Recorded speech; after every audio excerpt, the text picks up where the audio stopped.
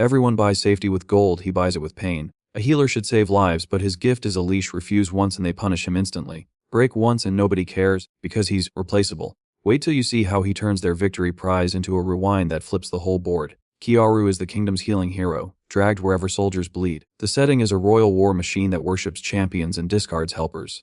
The rule is simple: heal whoever they point at, whenever they demand. A second rule is hidden: his healing forces him to feel the wound and the memory behind it, so each rescue becomes another scar inside his head. Because of that, survival means silence, observation, and timing is the only weapon they can't confiscate. Now the first problem hits in a war camp full of screams. Normally, a healer would be guarded and thanked. But here, hands shove him forward like cargo. The bad option is to heal fast and hope they stop. That fails because faster just becomes the new minimum. So Kiaru heals while watching everything. Because watching is the only freedom left, and it works because nobody notices a quiet man learning. So now he memorizes who gives orders, who carries keys, who enjoys cruelty, until a captain snaps his fingers and calls for the medicine again. The worst part is the medicine isn't to help him, it's to tame him. Now the next problem is a sweet drink pressed into his hands under guard eyes. Normally you swallow to survive the moment, but swallowing makes him foggy and foggy makes him obedient. The bad option is to refuse because refusal feels brave. That fails instantly because refusal earns chains and blows. So Kiaru drinks and lets his face go empty, storing the taste for later. And it works because emptiness looks like surrender. So now they think he's broken exactly the way they like, until he wakes up hours later and realizes he lost time again. Suddenly, he hears a calm voice in the dark.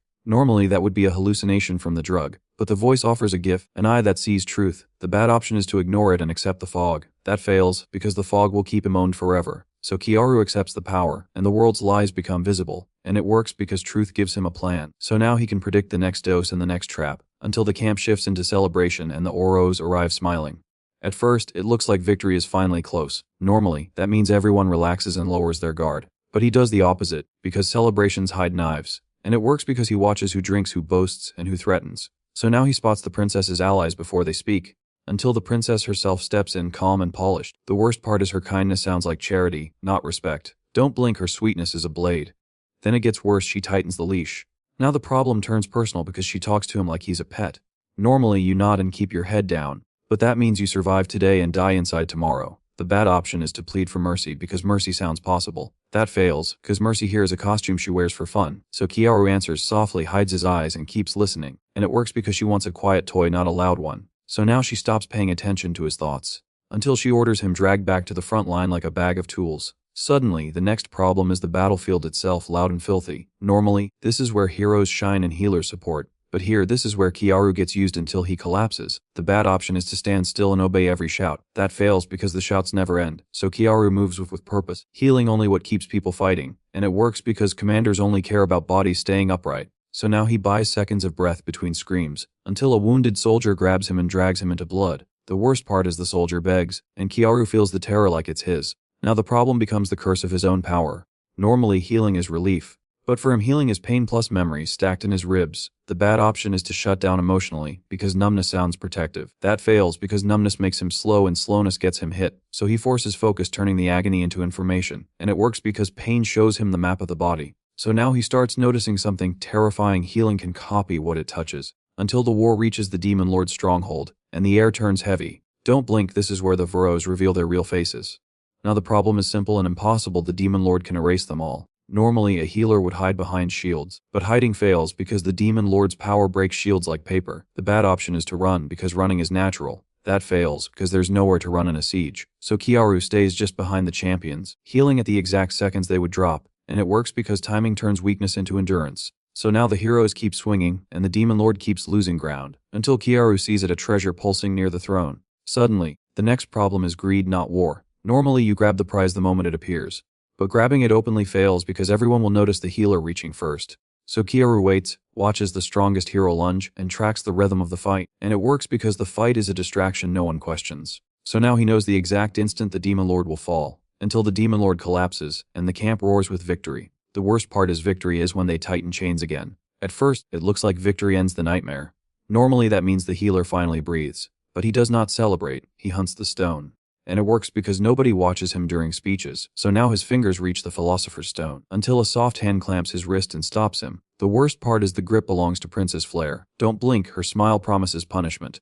Then it gets worse, she calls for his medicine again. Her smile says he's still property. Normally, That means he swallows the dose and forgets again. The bad option is to panic, because panic shows guilt. That fails because guilt gives her a reason to tighten control. So Kiaru lowers his eyes and plays weak on purpose. And it works because she loves weakness. So now she turns away, already satisfied, until the guards shove a cup to his lips. Now the problem is the drug, watched by two men. Normally, you swallow to survive the moment, but swallowing makes him foggy, and foggy makes him obedient. The bad option is to refuse. That fails instantly, because refusal earns chains and blows. So he sips, coughs hard, and lets it spill into his sleeve. And it works because a coughing healer looks harmless. So now his mind stays sharp while he staggers, until a guard grabs his chin and checks his throat. Suddenly, the next problem is proof. Normally, the spill would end the inspection, but this guard wants to look useful. The bad option is to argue. That fails, because arguments sound aware. So Kiaru fakes a seizure and collapses, foaming with spit. And it works because fear of sickness makes soldiers step back. So now the guard opens the tent flap for air, until that opening becomes Kiaru's exit. Now the problem is the camp outside, loud with victory. Normally, you run away from crowds, but he does the opposite. He moves toward the prize. And it works because nobody expects the healer to steal. So now he slips behind the champions and reaches the trophies, until the philosopher's stone chills his palm through cloth.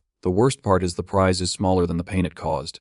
At first, it looks like the celebration will hide him. Normally, that means he can vanish in plain sight. But he does one calm motion. He palms the stone and bows, and it works because cheers drown tiny movements. So now the stone is against his skin, hidden and real, until Princess Flare brushes his wrist like she's checking ownership. The worst part is her touch is a reminder, not affection. Don't blink, he keeps smiling anyway. Then it gets worse. She orders him taken to rest. Now the problem is escaping with evidence before the next dose. Normally, you stash the prize and wait for night. But waiting fails because she'll drug him before he wakes. The bad option is to fight the escort. That fails because public violence brings public execution. So Kiaru walks obediently, counting turns and tents, and it works because obedience makes guards lazy. So now he guides them toward a rear storage hut with fewer eyes, until the door shuts and leaves him with one tired sentry. Now the problem is one key and one throat that can shout. Normally you wait for sleep, but waiting fails because patrols check before dawn. The bad option is to strike with fists. That fails because armor is loud and hard. So Kiaru grabs the sentry's wrist and heals an old injury the wrong way, flooding his nerves with shock. And it works because pain is faster than steel. So now the sentry drops, shaking, unable to scream, until Boots paws outside the door. Don't blink, this is the narrowest second of his life. Now the problem is the coming inspection. Normally you hide and pray, but praying fails because checks are routine. The bad option is to open the door first. That fails because the hallway has witnesses. So Kiaru presses the philosopher's stone to his palm and focuses on one command: rewind. And it works because his healing can restore what reality breaks, even time. So now sound reverses, scars burn, and the room folds inward, until the world drags backward through every humiliation he ever swallowed. At first it looks like he's dying all at once. Normally that means the end. But he does what he always does, he heals through it. And it works because healing stitches the tearing timeline. So now years collapse into a blink, and his body rebuilds younger, until he wakes on an earlier day with the same memories intact. The worst part is the past feels clean even though it's poison. Don't blink, this time he's awake inside the cage. Then it gets worse. He remembers exactly when the cage closes. Now the problem is staying clear before the handlers drug him. Normally a trapped man panics and lashes out.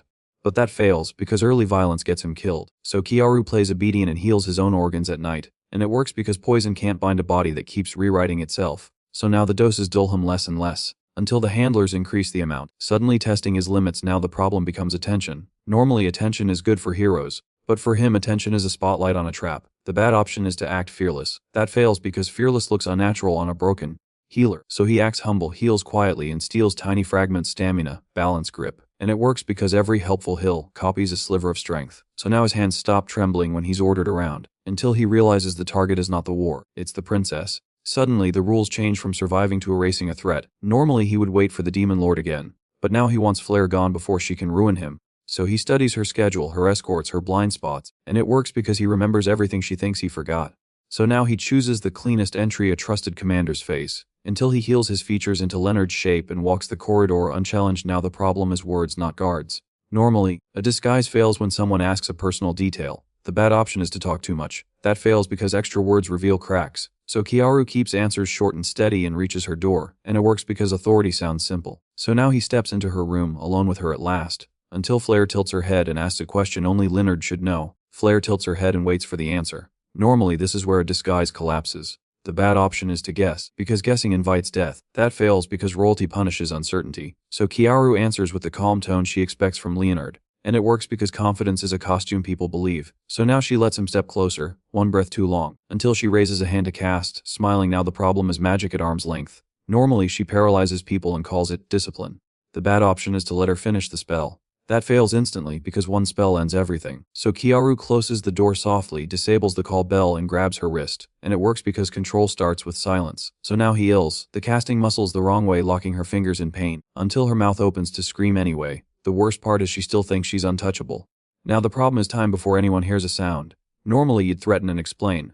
But explaining fails because speech is wise seconds. So he whispers one line she can't deny, he remembers everything. And it works because truth hits harder than threats. So now fear breaks through her pride, until fear turns into bargaining. Suddenly sweet at first, it looks like she will offer anything to survive. Normally that means apologies, deals, and fake tears. But he does not bargain, he changes the rules. And it works because he isn't here to win an argument, he's here to raise a threat. So now he chooses a colder revenge than death. He rewrites the person who can accuse him, until he realizes the palace still needs a princess. To see walking, the worst part is living is the punishment he chooses. Don't blink, he starts the rewrite. Then it gets worse because healing becomes editing. Now the problem is reshaping memory without breaking her loudly. Normally memory fights back. The bad option is to leave her mind intact and rely on fear. That fails because fear fades and revenge grows. So Kiara stitches new paths over old ones, sealing old triggers as healed. And it works because her body accepts healing as truth. So now her eyes lose their sharpness and her voice loses its bite, until she repeats a new name when he gives it Freya. Suddenly, the next problem is escape with a living witness beside him. Normally you run, but running fails because running creates witnesses. So Kiaru makes Freya walk calmly, head lowered, like an attendant following orders. And it works because obedience looks ordinary in this palace. So now they slide into servant corridors where faces matter less.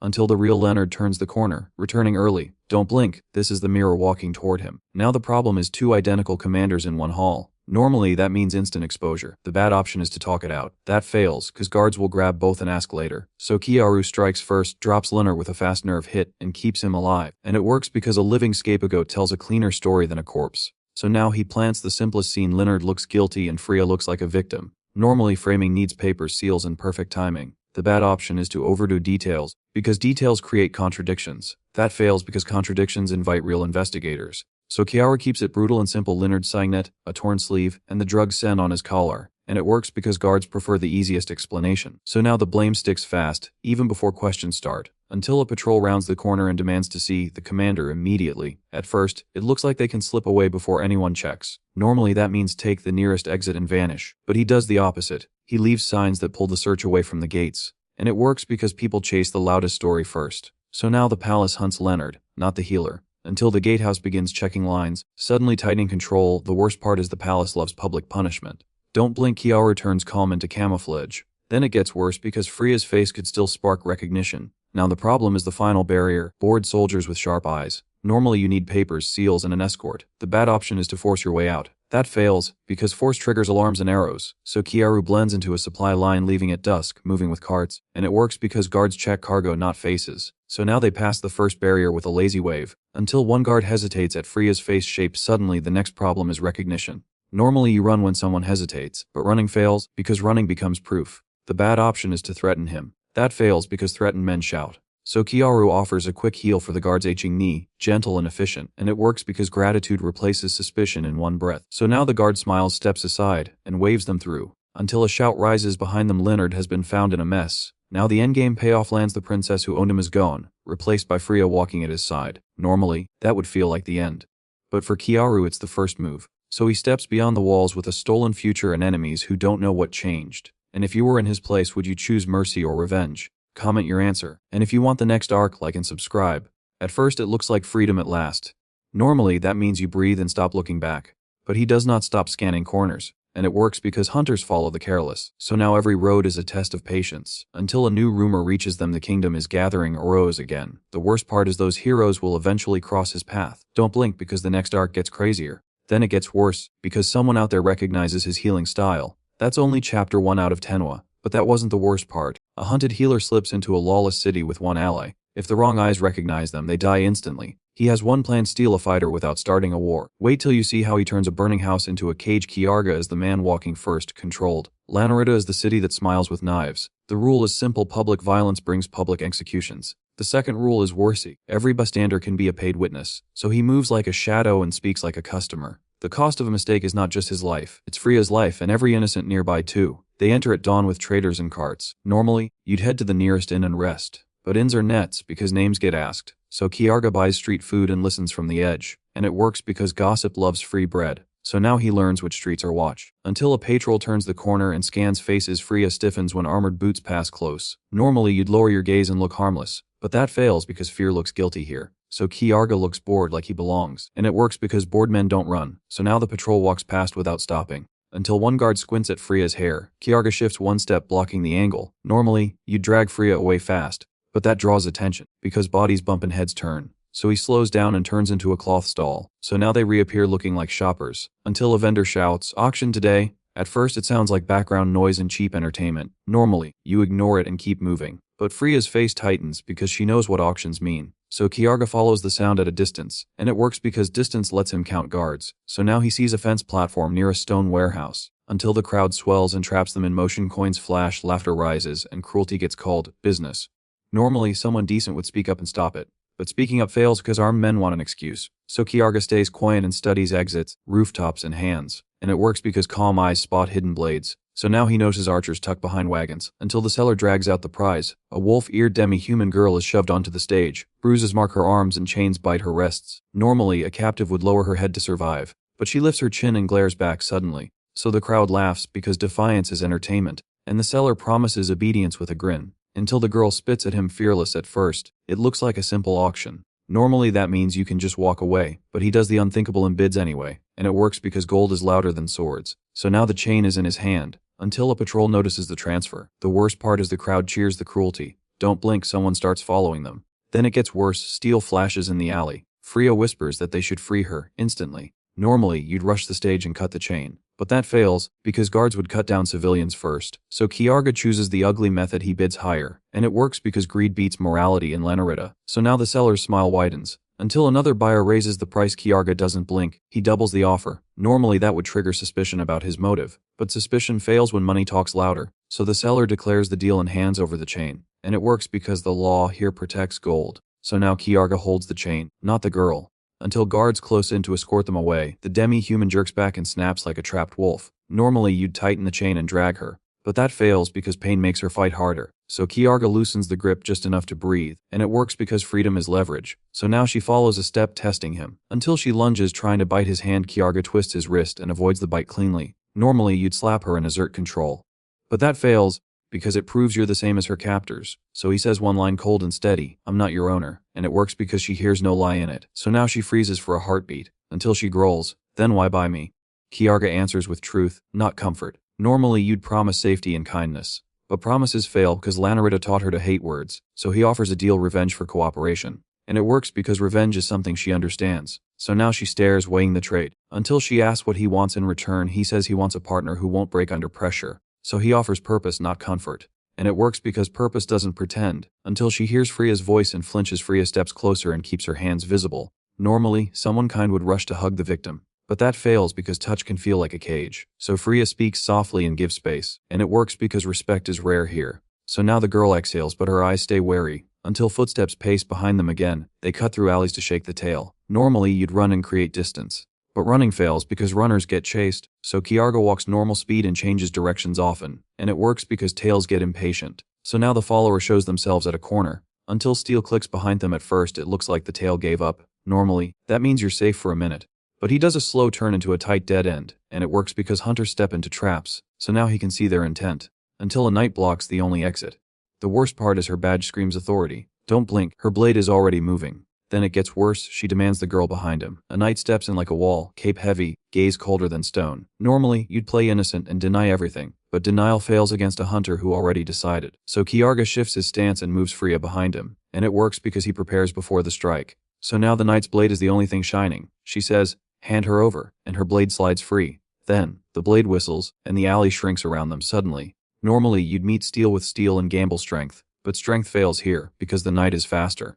So Kiarga gives ground and drags the fight into tighter space, and it works because tight walls cancel wide swings. So now her first slash bites only brick, until she changes angles and aims for Freya. Freya raises a hand, but she doesn't want blood. Normally, hesitation gets you punished instantly, but Kiarga uses that hesitation as a shield, not a flaw. So he steps between them and taps the knight's wrist, and it works because healers know nerves like wires. So now her fingers numb for one heartbeat, until she snarls and kicks him away. The knight recovers with pure training and lunges again. Normally you'd retreat and run for a crowd, But crowds fail because crowds become witnesses. So Kiarga signals the wolf-eared girl to strike low. So the knight pivots and smashes the attacker back, until Kiarga throws a coin pouch past the knight's shoulder. The wolf girl hits the wall and slides down coughing. Normally rage would make her charge again, but rage fails, because this knight reads rage like a book. So Kiarga tosses that pouch like bait. So now the knight's gaze flicks for a split second, until Kiarga is already behind her. He locks her elbow and twists not to break but to pin. Normally, you'd finish the enemy fast and end it. But ending it fails because killing a knight triggers a city-wide hunt.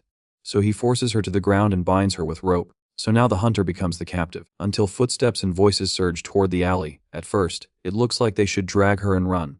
Normally that means sprinting through streets and praying. But he does the smarter thing, he vanishes through a back door, and it works because the city has exits for smugglers. So now they're inside a cramped storeroom, until the owner hears noise and reaches for a bell. The worst part is One Ring summons guards. Don't blink, Kiarga presses a blade to the bell hand. Then it gets worse, he offers payment in silence. Normally you'd plead and try to explain everything, but explanations fail because loyalty blocks hearing. So Kiarga speaks first and keeps it simple. And it works because simple words leave less room to twist. So now the knight listens, eyes burning, until she blurts Freya's identity and demands surrender. Kiarga refuses to argue about names in a dirty room. Normally you deny, but denial fails because the knight believes her own story. So he offers proof instead. Watch what your comrades do here. And it works because seeing breaks fantasies. So now he drags the knight to a cracked window, until armored men in the street start shaking down a merchant. A squad collects fees with smiles that don't reach eyes. Normally a loyal knight would defend them instantly. But the merchant's child crays and the soldiers laugh. So the bound knight stiffens, confused and angry. And it works because cruelty is louder than uniforms. So now her certainty wobbles, until a commander arrives with polished armor and a grin. He walks like the street belongs to him. Normally you'd confront him and demand justice, but confrontation fails because crowds fear rank. So Kiarga forces the knight to watch silent. So now she sees the commander take a bribe and order more collection, until he points at the merchant's daughter. The commander's men grab the girl, and the father drops to his knees. Normally the knight would rush out and cut them down, but rushing fails because dozens more soldiers wait nearby. So Kiarga pulls her back and whispers, "Not yet," and it works because timing saves more lives. So now the knight trembles with restraint, until the commander's eyes flick toward their building. They retreat through back alleys as the commander's patrol spreads. Normally you'd split up and vanish, but splitting fails because informants sell sightings. So Kiarga keeps the group together and chooses the dirtiest routes, and it works because pursuers avoid filth and darkness. So now they slip past a search line, until a whistle screams and boots turn their way. The wolf girl bares fangs, ready to explode again. Normally you'd let her fight to release anger, but that fails because one fight becomes 10 fights. So Kiarga puts a hand on her shoulder and gives one command, "Save it." And it works because she wants revenge more than chaos. So now she holds back shaking, until the commander is already hunting personally. The whistle rises and faces turn toward them suddenly. Normally you'd cut through the crowd and disappear, but that fails because the commander is already hunting personally. So Kiarga steers them into an empty lodging house at the end of the lane, and it works because pursuers want to corner prey. So now the door shuts behind them, until the commander orders his men to surround it. At first, it looks like they can still talk their way out. Normally that means bargaining and promising surrender. But he does something bolder, he lures them into a spectacle. And it works because the commander wants a dramatic capture. So now the crowd starts gathering to watch, until the commander laughs outside and lights a torch. The worst part is the crowd is watching like it's theater. Don't blink, Kiarga bars the front door from inside. Then it gets worse, he pours oil along the floorboards. This is the moment the rules change for the bound knight suddenly. She isn't watching a rumor anymore, she's watching evil in uniform. Normally her mission would be, return Freya, no matter what. But that mission fails, because the commander's cruelty is the bigger threat. So her target shifts from the fugitives to the commander. And it works because her conscience finally beats her orders.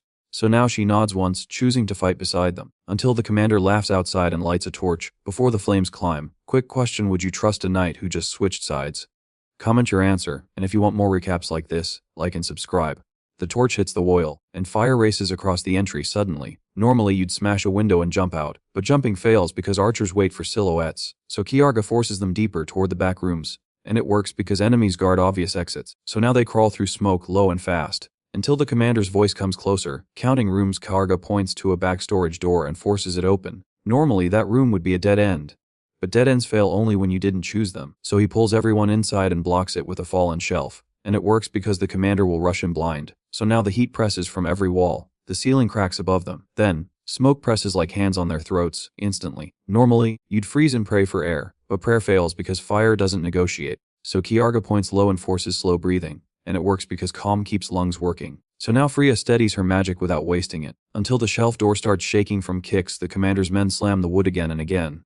Normally you'd brace the door and wait, but waiting fails because the ceiling is already weakening.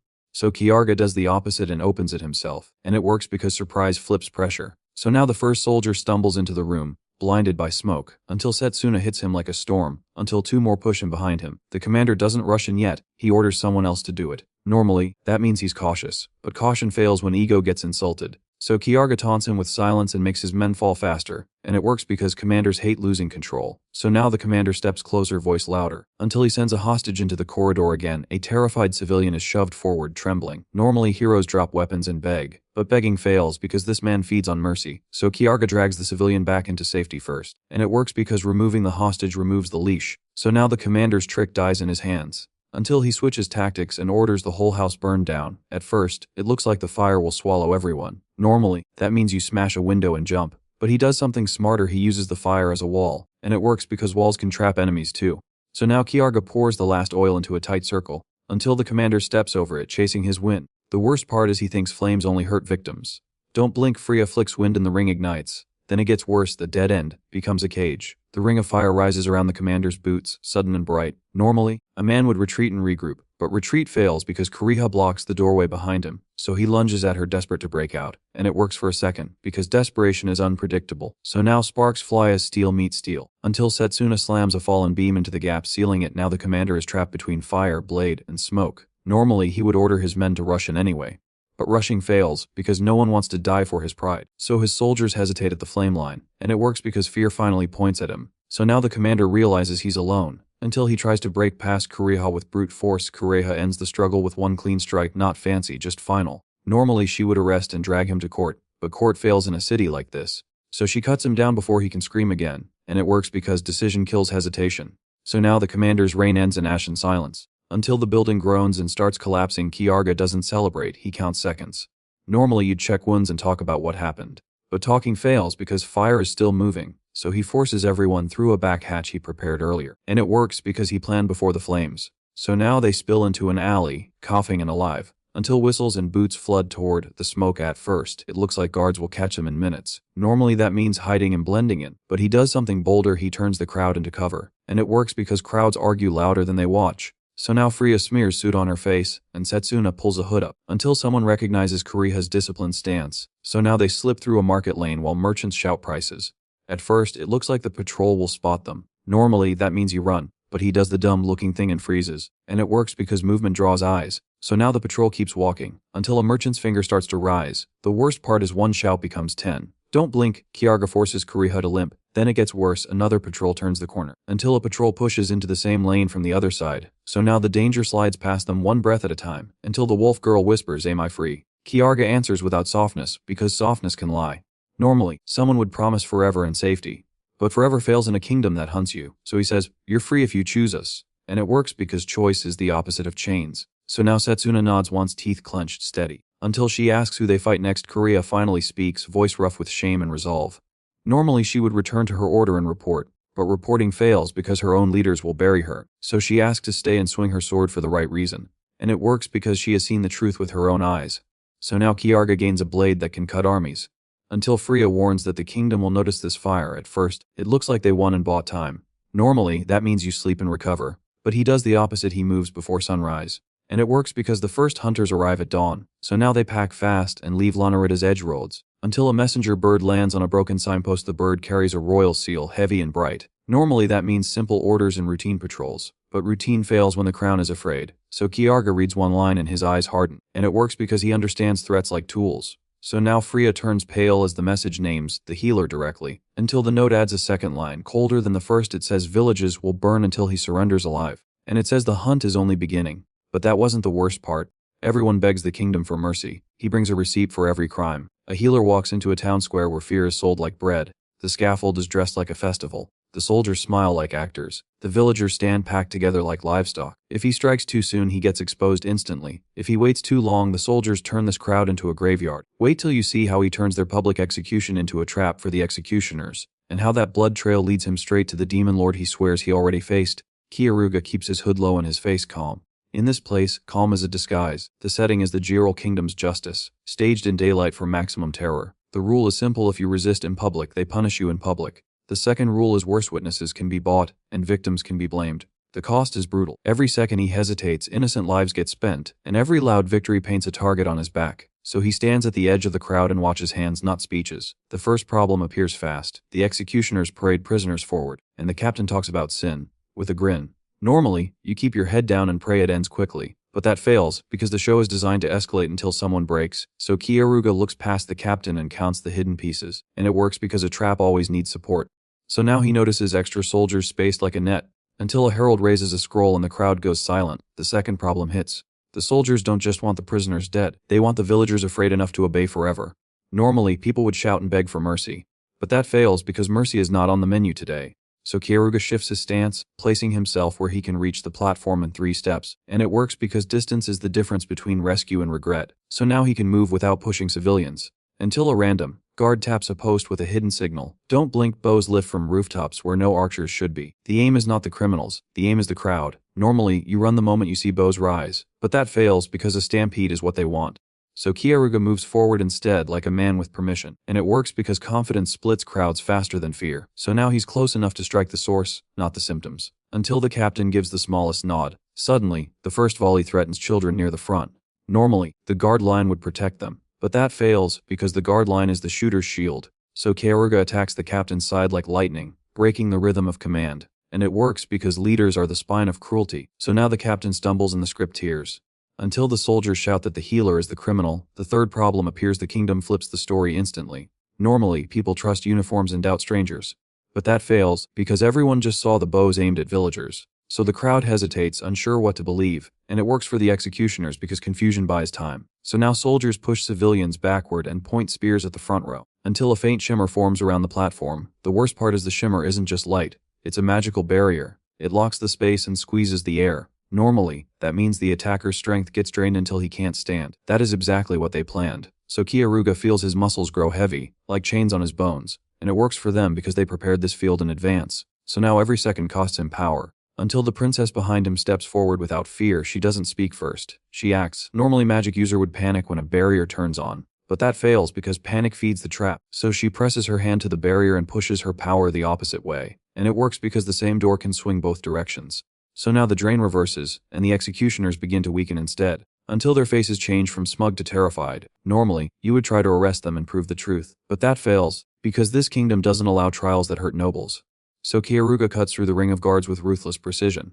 And it works because the barrier keeps reinforcements out. So now the executioners are isolated on their own stage, until one of them grabs a villager and holds a blade to their throat. Then it gets worse. The soldiers start striking civilians to punish resistance. Normally, saving the crowd would mean stopping the attackers without spilling more blood. But that fails, because the attackers don't care who dies. So Kyoruga chooses the ugly solution: remove the executioners first, fast before the killing spreads. And it works because fear collapses when the boss falls. So now the crowd starts to turn, rage replacing shock, until Kyoruga feels something wrong that isn't steel or fire. The next problem isn't a blade, it's time. He notices villagers swaying, coughing, collapsing without being touched. Normally you would think it's panic, but that fails, because panic doesn't make lips turn gray. So he grabs a fallen man and reads the truth through healing. And it works because his power reveals what happened inside a body. So now he realizes the villagers were fed poison hours ago, long before the scaffold. Until he understands the trap's final cruelty, most of them were already dying.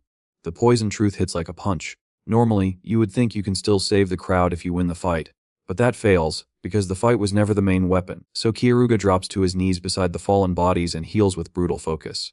And it works because healing shows the damage while it fixes it. So now he sees the poison eating them from the inside, hours ahead of the scaffold. Until he realizes the executioners planned a timed death. No sword could stop. The next problem is choice. There are too many collapsing at once. Normally you try to save everyone and call it heroism. But that fails, because spreading his power thin means he saves no one. So he picks the youngest boy he can reach and pours everything into him. And it works because one full cure beats 10 half cures. So now the boy coughs, blinks, and clings to life, until the rest of the crowd begins to drop like dominoes. Don't blink, panic finally breaks. Normally the soldiers would restore order by helping the weak. But that fails because the weak were always meant to die. So the executioners start cutting down villagers openly to erase witnesses faster. And it works for them because terror silences mouths. So now Kieruga's job changes from rescue to punishment. Until the captain screams that the healer started the massacre. The worst part is how believable a uniform sounds. Normally people would grab the stranger to earn favor. But that fails because grief turns into rage when the lie is too obvious. So Setsuna, the wolf girl, snaps forward and shields the boy with her body.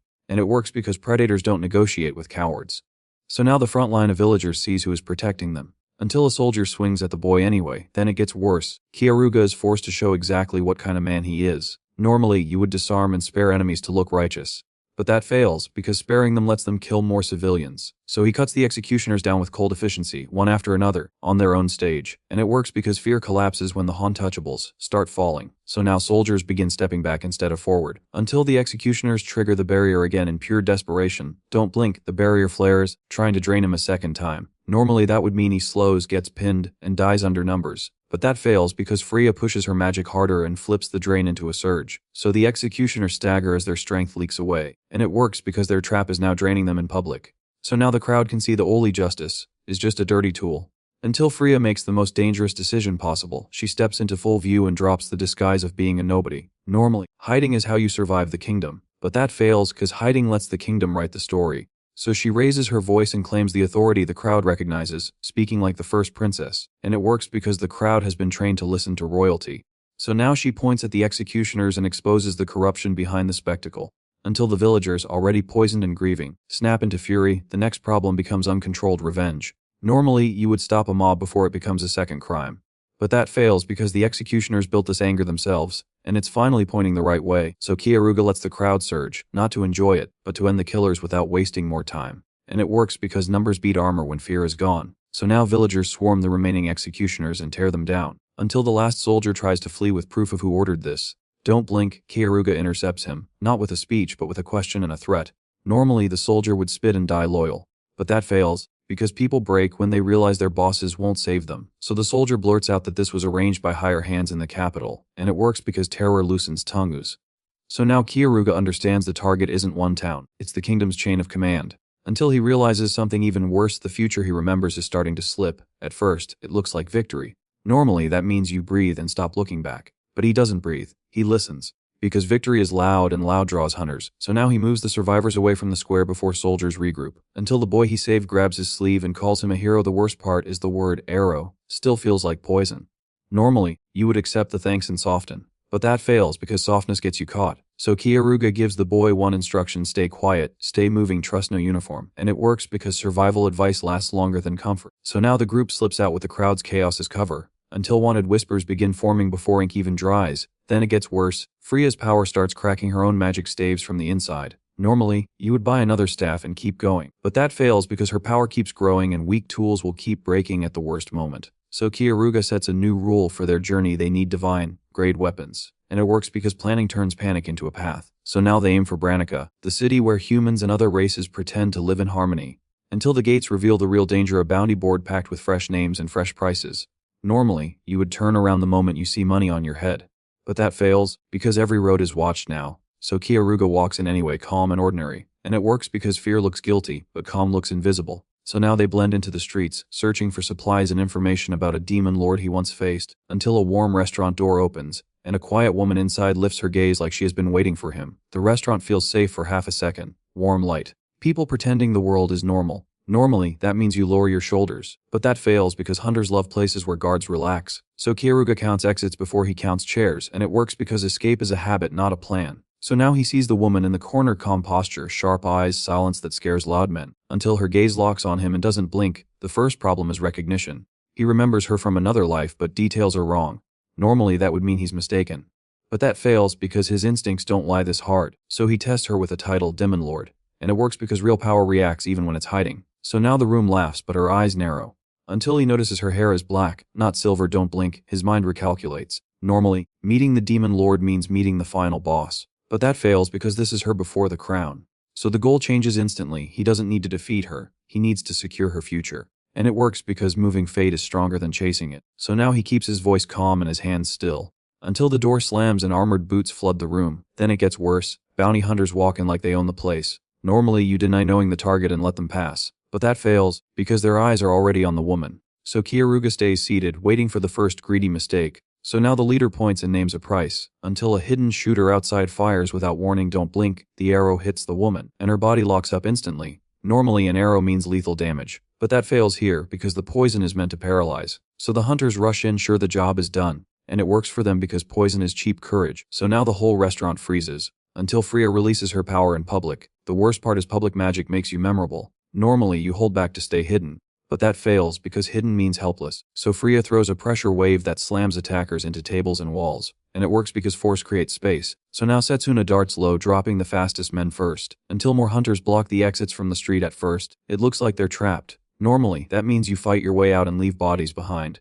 but he does the opposite. He extracts the target and vanishes. So now Kyoruga lifts the paralyzed woman and slips through a side door into an alley, until a second team is waiting there with chains. Don't blink, Kyoruga hits the chain holder first. Normally you'd threaten and demand they back off, but that fails because hunters don't have pride, they have quotas. So he breaks hands, knocks mouth shut, and clears the alley in seconds.